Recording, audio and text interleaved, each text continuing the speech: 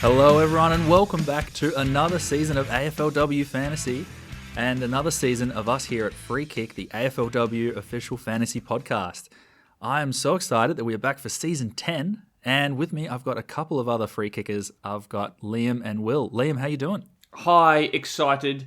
Yes, I'm absolutely ecstatic to be back. It is truly my favourite time of the year, that time the platform opens. I get to plug in my first team, even if you've seen me on socials talking about a spreadsheet that allows you to do it already.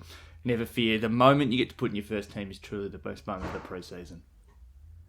Yeah, there's nothing quite like opening up that platform and seeing a blank team ready to fill in. I think it's the best time of the year. It's a little bit like Christmas. The only problem being that the wrapping here, which often gets tangled, is remembering your password for AFLID, which I don't know if you're anything like me. Sometimes it doesn't save correctly, and that's about the only thing that frustrates me. Well, I can say someone who's not forgotten their password is Will, with a cat-like memory over there. How are you going, Will? I'm very, very excited for this new season, and I definitely haven't forgotten my password because I saved it to the default for the browser, so I will never forget it. But yes, very excited to get into the platform, very excited to be picking the team, and very excited for the season to be starting. Yeah, it's been a while since we've really had the opportunity to get in and have a chat, so it's great to be back. I suppose there's probably a few people out there though who have no idea who we are, so I suppose we should provide a little bit of a background to what we are as a podcast, because we're actually coming into our 4th season now. Is that right? Believe so. Yeah, it's 4 seasons. Basically, we started playing AFLW Fantasy a little bit before the official game started 3 seasons ago. We've been playing some of the, I suppose, fan-made accounts and having a great time over the last few years. And really when we started, I think we got into it just because we couldn't find any podcasts out there at the time that really covered a lot of this content. And since then, we've just been trying to get involved as much as we can. Had the opportunity to interview some players along the way, which has been pretty exciting. And look, as excited as I am about AFLW Fantasy, I can't say I've had any notable results since the platform became official. Oh, well. Liam's looking very happy here. Oh, well. I guess Liam, sitting there with a little smug face. Is that the case for everyone? Jeez, it's good to be king, isn't it? No, I've had one hat in the AFLW fantasy game, and I really did leave my charge very late, having only broken into the top 100 a couple of years ago in the second last round of the season. You know, thank you, Matilda Schultz. I'll never forget.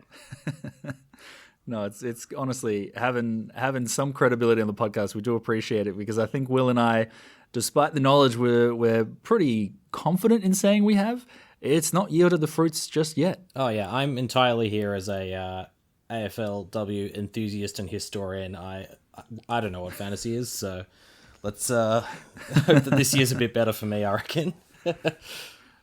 Yeah, no, it's another opportunity, I suppose, for us to try and jump in and put that knowledge to use. So exciting to say that the game is officially launched in 2025. You can go into the platform right now and chuck in your team. Will, I suppose there's a few key dates that anyone listening to this podcast, anyone keen to play AFLW Fantasy needs to be aware of. Can you run us through what those might be? Yeah, for sure. And basically, the AFLW season starts on the 14th of August, starts with a Collingwood-Carlton match, so basically a replay of the first ever AFLW match at Icon Park.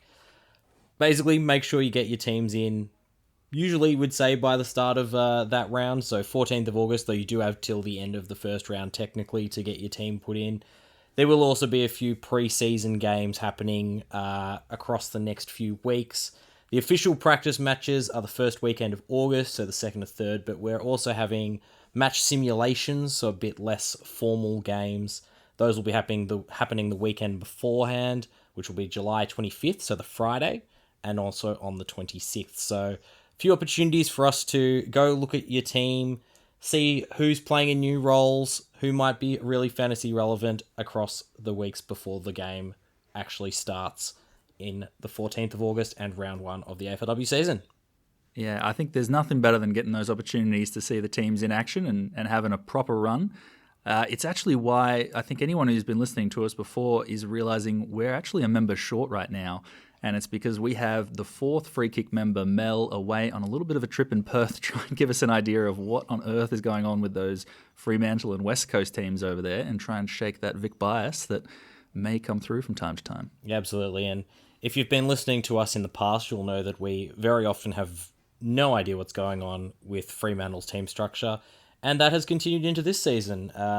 Basically, as soon as we started talking about what we were going to talk about, Liam's first thought was, again, we don't know what Freo's doing. So the more things change, the more things stay the same, Liam?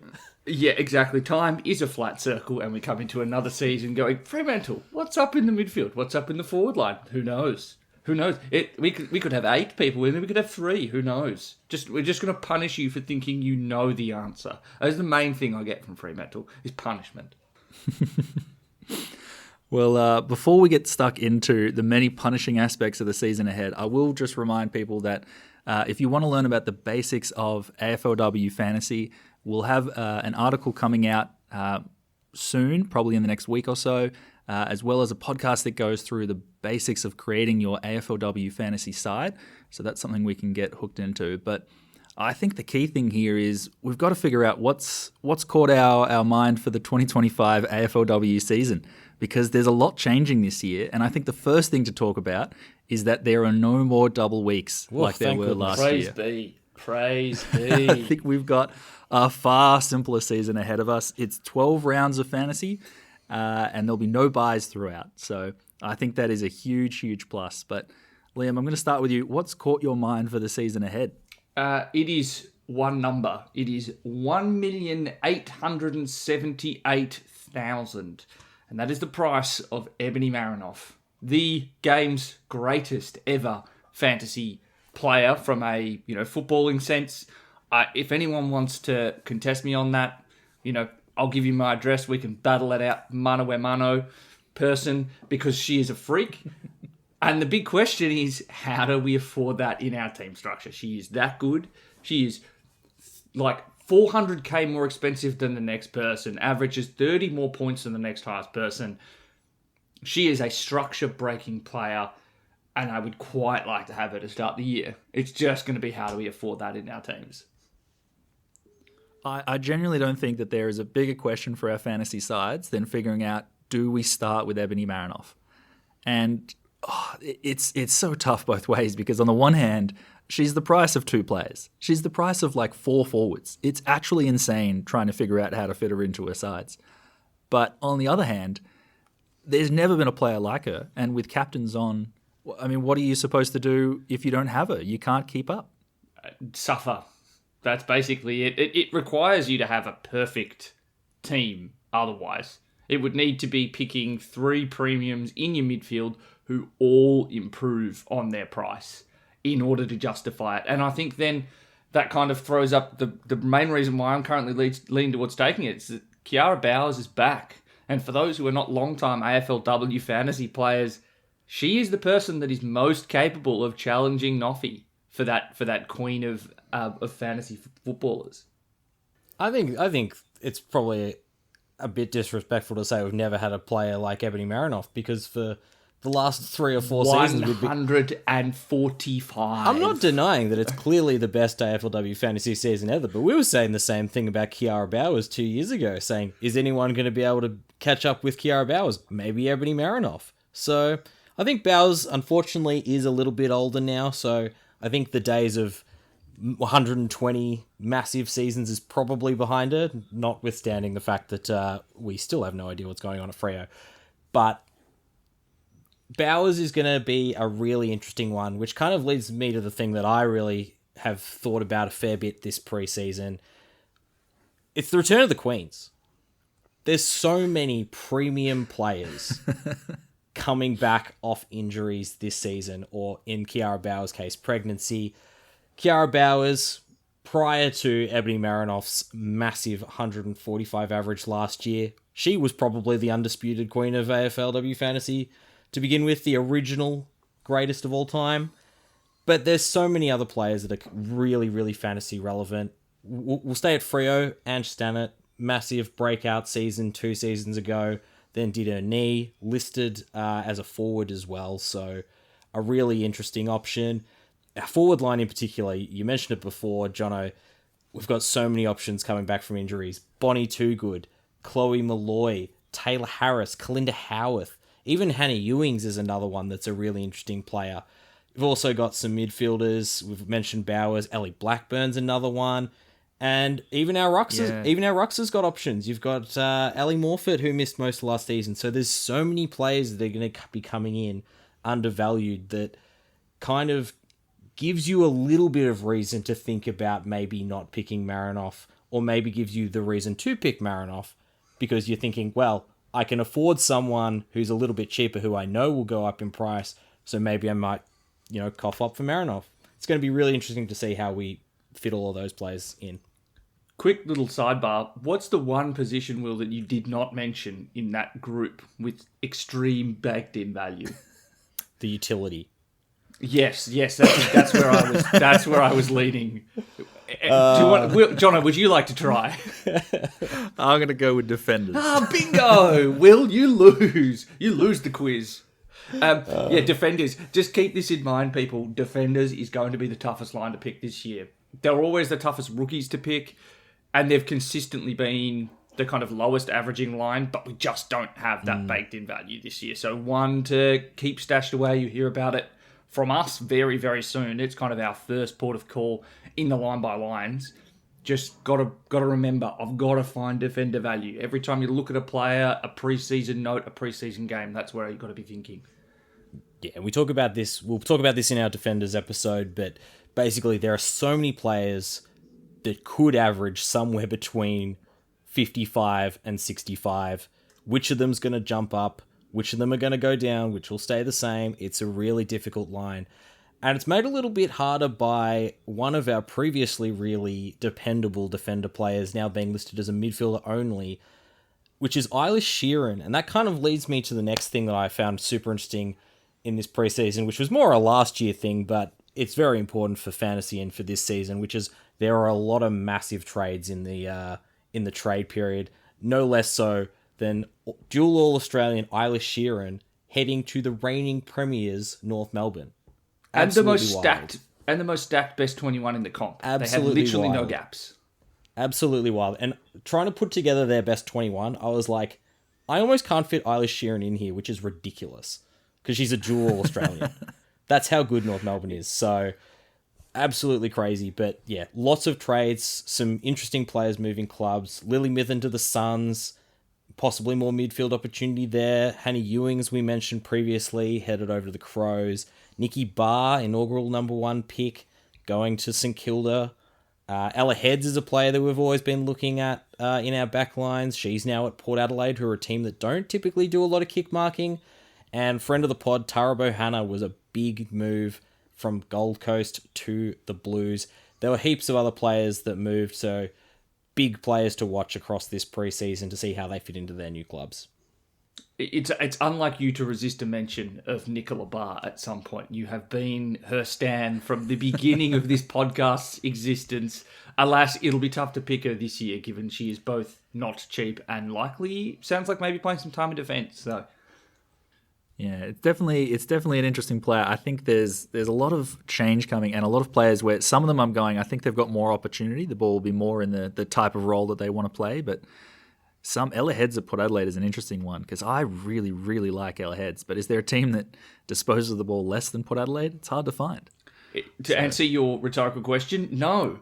No one possesses the ball less. No one kicks the ball. Sorry, no one kicks the ball short less. No one marks the ball less. Whatever stat you say, it's Port. Yeah, just the anomaly to try and ruin every statistician's dream out there.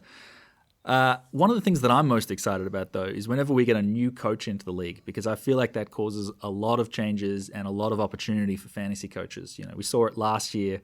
I think a lot of West Coast and Bulldogs players, Fremantle players, were really jumping out across the fantasy world. This year, we've got Reece Shaw arriving at the Gold Coast, who are a team that really fell away last season in a way that I don't think a lot of people saw coming.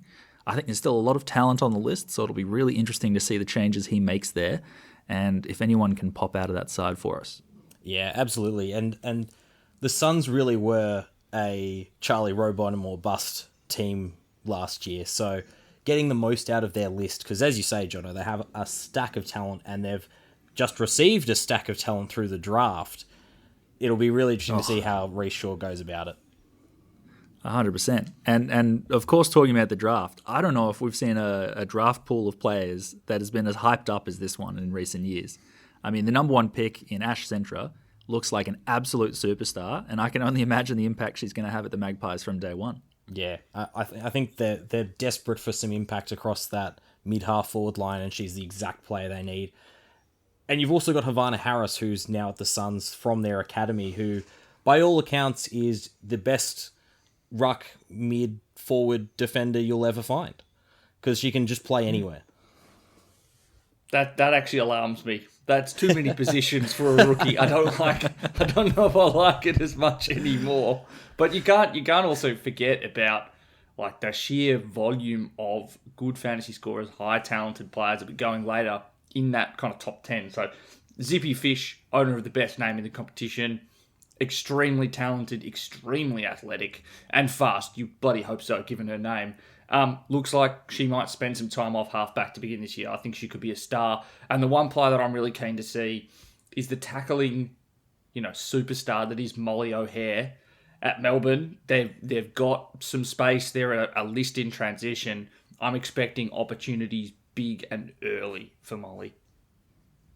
Yeah, no, I think there's players all across the comp that are going to be jumping into our teams. So the fact that someone like Sophie Mackay slipped all the way down to pick 17 in this draft, when I can see her having immediate impact on that Carlton side, is wild. Well, I would just like to say it's because she was a father-daughter pick, which I also think is a travesty. Like, other teams should be forcing Carlton to spend more draft points to pick her. It's a joke. But yes, she's also going to be very good, and someone who has been named early as a breakout player. Yeah, and Carlton being able to use their first-round pick to take Poppy Schultz, who's another fantastic family in the AFLW, with Matilda obviously being the star at Port.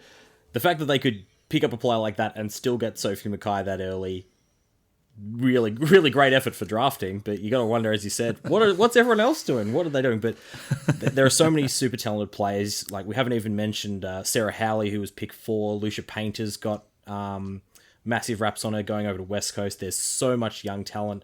And that's not even including players who weren't actually drafted this year per se, because arguably one of the biggest players that we might be picking in our forward lines was actually, well, not even drafted in the first place. They were pre-signing, but that's Lauren Young at Port Adelaide. Most talented player probably ever at an under-18 level. She won at SANFL Best and Fairest at 15. Absolute freak, and we were devastated when she went down with a knee injury in the preseason last year. If she's not 100% owned, we're not doing a good enough job, guys. She should 100% be in everybody's team. Yeah, I can see that almost every forward line is going to look identical this season because there's so many must-have players in those forward lines. It's truly crazy looking at it. It's probably the fact that there's going to be more than 5 players that are going to be must-haves is the only thing that'll create the variation, I guess. One player that we could use for variation is like a fake draftee, that being Paige Scott, who voluntarily delisted themselves from Essendon and then got picked up by Richmond in the draft. We've talked about them at length on this podcast. They have extreme talent. They love a tackle, love a free against, but we won't hold that against them for now. If they're playing every single week, I think that's a 45, 50 point average, which if they're available on our bench for less than 500k, that's a pick for me. Yeah, honestly, if she could stop giving away high free kicks, honestly, she could be a very high averaging player for our team. So I like the look there. I suppose with all of this said, we've got a lot to talk about this preseason, and probably the most thing is this is going to take a lot of time talking through it all. So what does our free kick content look like for the next few weeks? I think there's a few things to go through. First of all is that we are doing our team previews, our club by club episodes, going through, analysing every side and interviewing a player from the club. We're going to be doing that for all 18 clubs. We've already started and we're going to go through all 18, hopefully to be wrapped up about a week before the season. So have a listen out for those. And for the first time, we're also going to be doing articles going alongside each of those. So keep an eye out for that. We're also going to be doing our line-by-line breakdowns. We're going to go through all the defenders, all the midfielders, all the forwards, and all the rucks, as well as doing some listener questions, just to make sure that we've got an analysis of how you should be spending your money on each line. We're going to be uploading every weekday, so keep an eye out for those. Guys, have I missed anything? There are articles on the AFLW website as well. Jono, you and I are going to be putting pen to paper on some articles to go along the line-by-line episodes, also talking about some of the players we've already talked about today. You know, the most important, players who've changed teams, the most important rookies, the most, value players, undervalued players, whatever you want to call it. There's going to be a whole bunch of stuff written down to go alongside just a mountain of audio content. Yeah, and also doing some team reveals, which I'm excited to do again this year. Love putting those out there and getting the feedback and hopefully improving my side based on what everyone else is saying for me. And slightly tipping the scales on ownership as well. There's usually a little boost in here's a speculative player that I wasn't sure to fill my 21st spot. They go from 2% to 10% immediately. Look, I think including Serene Watson was a force for good last season. And did you finish the season with Serene Watson? I did actually. I really struggled last season, so that's a different question. No, that's good. That's good. Starting with Serene Watson was the player. I know that a lot of people traded her out after week 2, and then they became the a top 5 defender. But that's a sore point from last year. Let's not belabor it again this year. Yeah. Well, look, I think that's going to do it for our first episode coming out for the 2025 season. If you want to find us across the socials, you can find us on Twitter at FreeKickWPod or on Instagram at FreeKickWPod. Looking forward to our first 2025 season. Guys, is there anyone that you are looking at in your teams this year as your favorite tidbit to go forward? Just remember, if you want to play the game, it's at AFLWFantasy.afl/. Oh yeah, just go to there and log click on the link. It'll be up on our socials. Go find the link somewhere. I'm sure it'll be there. In terms of a tidbit, I think the one that I'm gonna go with is Courtney Murphy as your 300k ruck. They're gonna look dreadful. Their average last year was 7, but they have come across to Essendon, and Essendon have no rucks basically that are healthy at the minute. So I think that she'll get time immediately. No, I do appreciate that. I've also got an Essendon player, and it's Bonnie Toogood. And my basic thought here, guys, is it's a fresh season. We need to let the past be the past. I know she hurt us last year, but there is no way that we can't be starting with Bonnie Toogood on our sides in 2025. I'd much rather her hurt us from her current price point than where she was last year, though, let's be honest. I mean, I feel like I should be picking an Essendon player off that, but I'm gonna Matt DK. No, I'm actually going to stay close to home. I'm going with Georgie Prasparkas, who had a fair bit of injury issues last year, ankles and all sorts of different problems that probably held her back from being the scoring player that she has been in previous seasons. Priced at only 73, I reckon there's at least 20 points worth of value there. Another great underpriced premium. I love it. I love the unique will picks. Always a fun one. All right, well, that's going to be a wrap. So enjoy. We're going to look forward to talking to you more across this preseason. And, get involved around the AFLW fantasy game. See ya. See ya. Good luck, everyone.